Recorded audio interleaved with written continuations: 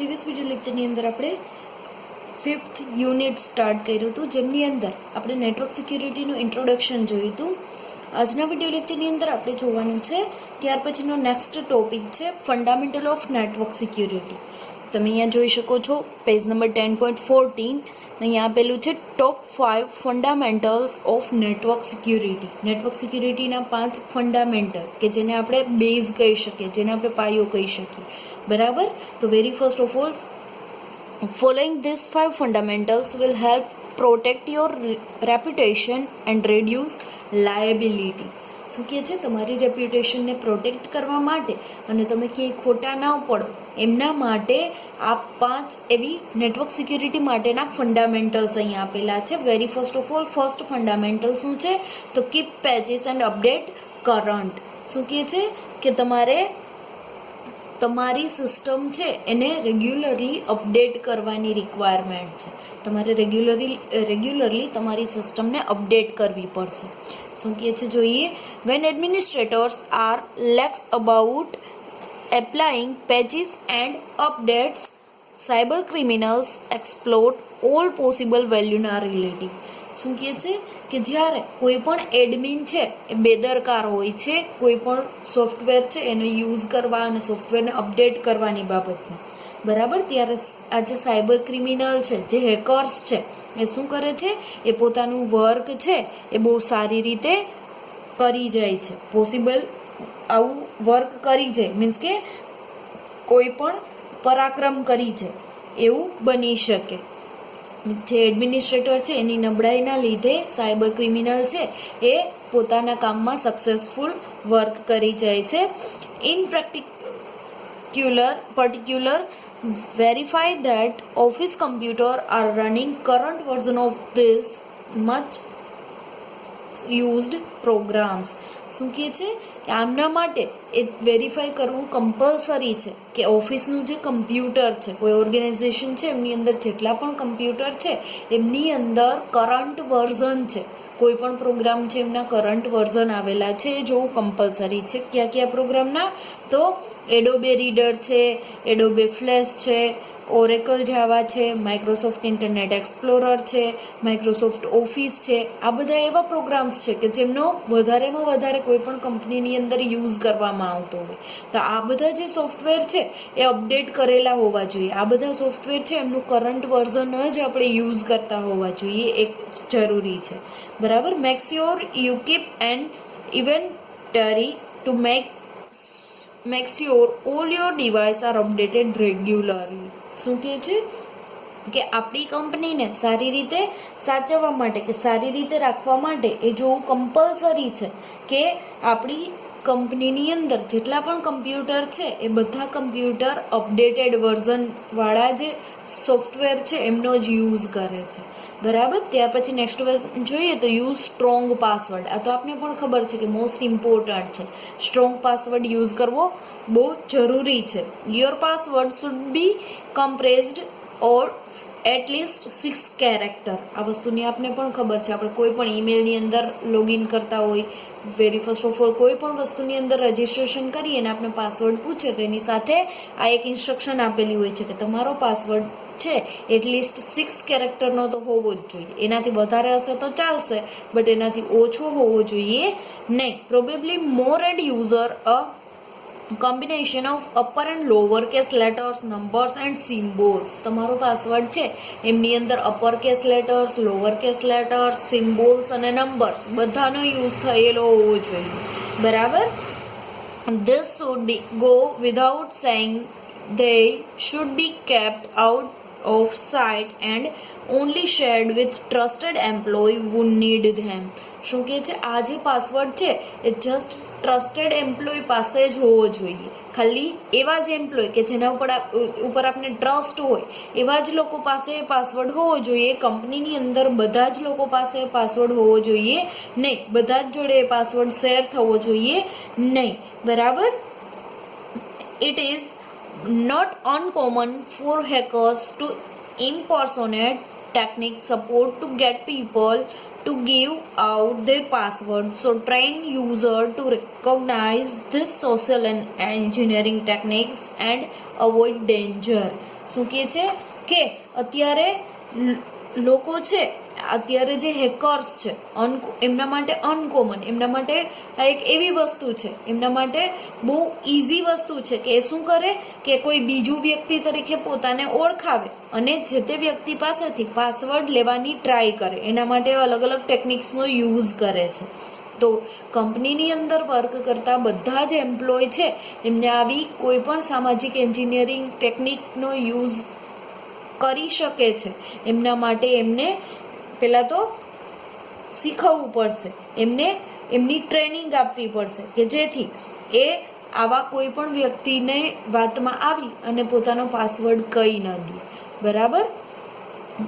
The Sense Institute also recommended that password to be changed every few months at least without duplicates. શું કહે છે? આ sense institute એક network security માટેનું institute છે જેનું ફૂલ ફોર્મ થાય છે system admin audit network security. બરાબર. આ જે નેટવર્ક સિક્યુરિટી માટેનું ઇન્સ્ટિટ્યૂટ છે એ પણ આપને રિકમેન્ડેડ કરે છે કે પાસવર્ડ છે એને થોડા ટાઈમે ચેન્જ કરવો પડશે, થોડા ટાઈમે થોડા મંથ પછી પાસવર્ડને ચેન્જ કરતો રહેવાનો છે. They also suggest that user be logged out of their accounts after multiple failed long on attempts within a short time period. શું કહે છે કે નેટવર્ક તમે જે એકાઉન્ટ ક્રિએટ કરો છો એમની અંદર એ ટાઈપની સિક્યુરિટી સેટ કરો કે જેથી મલ્ટિપલ ટાઈમ કોઈ પણ વ્યક્તિ લોગિન કરે છે ને પાસવર્ડ રોંગ પડે છે તો તમારું એકાઉન્ટ છે એ ઓપન થવું જોઈએ નહીં. બરાબર.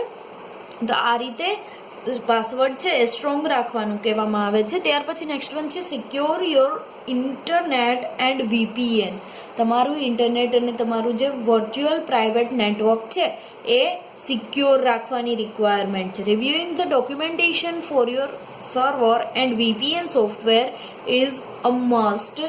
You want to strongest possible protocol to encryption and authentication to protect your network data from hackers while your information is traveling over the network. જ્યારે તમારી ઇન્ફોર્મેશન છે, તમારી ઓર્ગેનાઇઝેશનની, તમારી કંપનીની ઇન્ફોર્મેશન છે એક જગ્યાએથી બીજી જગ્યાએ ટ્રાવેલ થાય છે, એક જગ્યાએથી બીજી જગ્યાએ જાય છે, ત્યારે એ જોવું બહુ જરૂરી છે કે એ જે ઇન્ફોર્મેશન છે એમના માટે સ્ટ્રોંગ પાસવર્ડનો યુઝ કરવો, સ્ટ્રોંગ પ્રોટોકોલ્સનો યુઝ કરવો કે જેથી ઓથેન્ટિકેશન અને ઓથોરાઇઝેશન છે એ એમની અંદર વર્ક કરી શકે. તમારો પાસવર્ડ, તમારું જે સર્વર છે અને તમારું વર્ચ્યુઅલ પ્રાઇવેટ નેટવર્ક છે એ સારી રીતે વર્ક કરી શકે. એમના બધા ડોક્યુમેન્ટ્સ તમારી પાસે હોવા કમ્પલસરી છે. The most secure identity authentication method is multifactor authentication.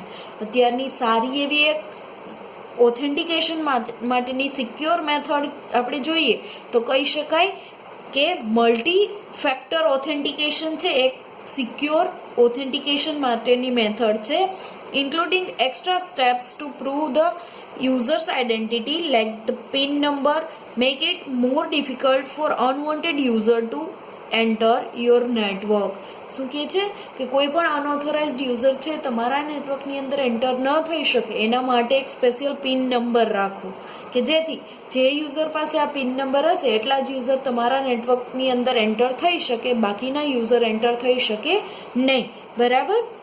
Here an idea, use a firewall to separate the virtual private network from the rest of the network. શું કહે છે અહીંયા એક આઈડિયા પ્રોવાઈડ કરવામાં આવ્યો છે કે બીજા બધા અલગ અલગ નેટવર્ક છે એના કરતાં વર્ચ્યુઅલ પ્રાઇવેટ નેટવર્ક છે એને અલગ જ રાખવામાં આવે, એમને સેપરેટ રાખવામાં આવે. Use cloud base email and file sharing instead of VPN. શું કહે છે ક્લાઉડ બેઝ ઈમેલ અને ફાઇલ શેરિંગનો યુઝ કરવામાં આવે. આપણે જે ગૂગલ ડ્રાઈવનો યુઝ કરીએ છીએ, MI ક્લાઉડનો યુઝ કરીએ છીએ, આ ટાઈપના અલગ અલગ નેટવર્ક્સનો યુઝ કરવામાં આવે VPNના બદલે.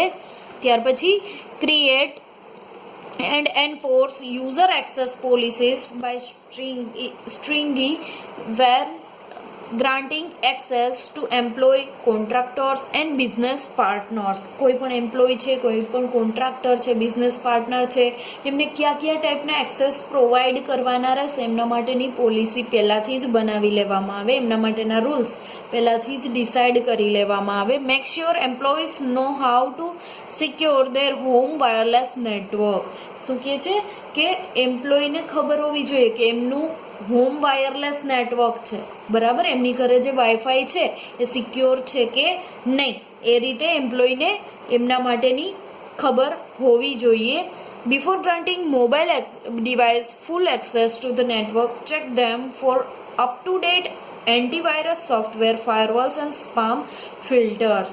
કોઈ પણ મોબાઈલ નેટવર્ક આપણે જ્યારે યુઝ કરીએ છીએ ત્યારે એમની અંદર આપણી પાસે એન્ટીવાયરસ હોવો કમ્પલસરી છે કે જેથી બહારનો કોઈ પણ વાયરસ છે એ આપણા મોબાઈલની અંદર આવી ન શકે, નેટવર્કના લીધે આવો કોઈ પ્રોબ્લેમ જનરેટ ન થઈ શકે, એમના માટે એન્ટીવાયરસ સોફ્ટવેર હોવો કમ્પલસરી છે. ત્યાર પછી નેક્સ્ટ વન, ફોર્થ પોઈન્ટ જોઈએ તો એક્ટિવલી મેનેજ યુઝર એક્સેસ પ્રાઇવિલેજીસ.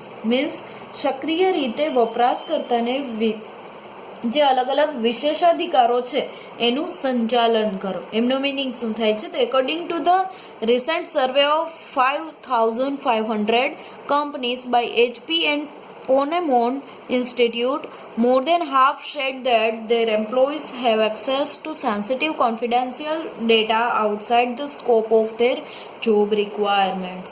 શું કહે છે કે અત્યારનો જે 5,500 એવી કંપની છે કે જેનો સર્વે કરવામાં આવ્યો છે. કોને કર્યો છે? તો HP કંપની છે અને પોનેમોન કંપની છે, આ જે ઇન્સ્ટિટ્યૂટ છે એમને આ સર્વે કર્યો છે અને એમને એમાંથી અડધા ભાગની કંપની એવું કહે છે કે પોતાના એમ્પ્લોય છે એમની પાસે એમની કોન્ફિડેન્શિયલ મીન્સ કે એવી ઇન્ફોર્મેશન કે જે ગુપ્ત હોય, બરાબર, એવી ઇન્ફોર્મેશન એના એમ્પ્લોય પાસે છે અને પછી એ જોબ મૂકીને જતા રહીએ પછી પણ એ એમનો યુઝ કરતા હોય, બરાબર.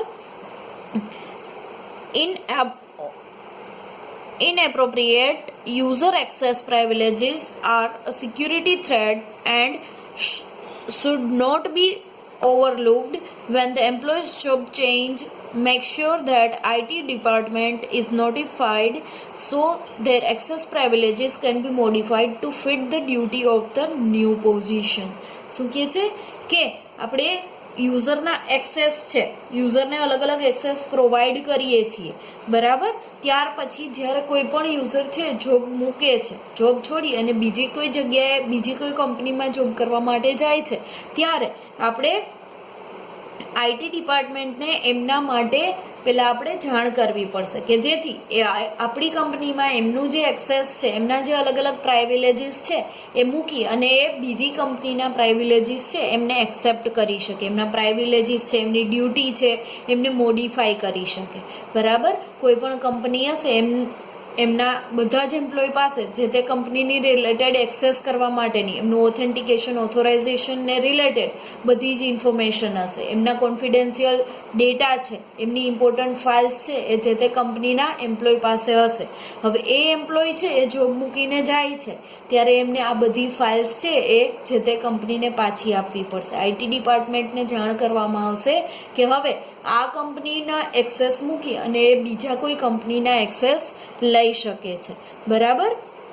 ત્યાર પછી નેક્સ્ટ વન છે ક્લીન અપ ઇનએક્ટિવ એકાઉન્ટ્સ. જે એકાઉન્ટ એક્ટિવ નથી એવા એકાઉન્ટને ક્લીન કરવા જોઈએ, બરાબર. Hackers often use inactive account that were once assigned to employee in order to gain access and distinguish their activities. Software is available for cleaning up inactive account over large network with many user.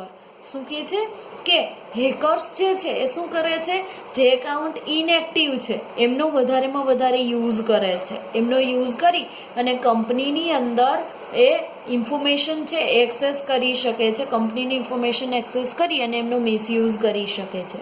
કોઈ પણ employ છે જ્યારે કંપનીમાં કામ કરવા માટે જાય છે ત્યારે એમને અમુક એવા એકાઉન્ટ્સ પ્રોવાઈડ કરવામાં આવે છે. આ એકાઉન્ટનો યુઝ કરી અને એ ફાઇલ્સ છે કંપનીને રિલેટેડ કોઈ પણ ફાઇલ્સ હશે, કોઈ પણ ડેટા હશે, એમને એમને એક્સેસ કરી શકતા હશે, બરાબર. હવે એમ્પ્લોય આ એકાઉન્ટનો યુઝ નથી કરતા, બટ એને એકાઉન્ટને ડિલીટ કર્યું નથી, તો આ જે હેકર્સ છે એ શું કરશે, આ એકાઉન્ટનો યુઝ કરી અને કંપનીની ઇન્ફોર્મેશન છે એને એક્સેસ કરવાની ટ્રાય કરશે, બરાબર. તો આવું ન થવું જોઈએ. આપણે જે એકાઉન્ટ યુઝ નથી કરતા એમને આપણે ક્લીન કરી નાખવા જોઈએ. એના માટે નેટવર્કની અંદર ઘણા બધા એવા સોફ્ટવેર અવેલેબલ છે કે જેથી આપણે એકાઉન્ટ છે એમને ડિલીટ કરી શકીએ, આપણે એમને કોઈ પણ ઇનએક્ટિવ એકાઉન્ટ છે એને ક્લીન કરી શકીએ, બરાબર. તો આ રીતે અલગ અલગ ફંડામેન્ટલ્સ છે નેટવર્ક સિક્યુરિટી માટેના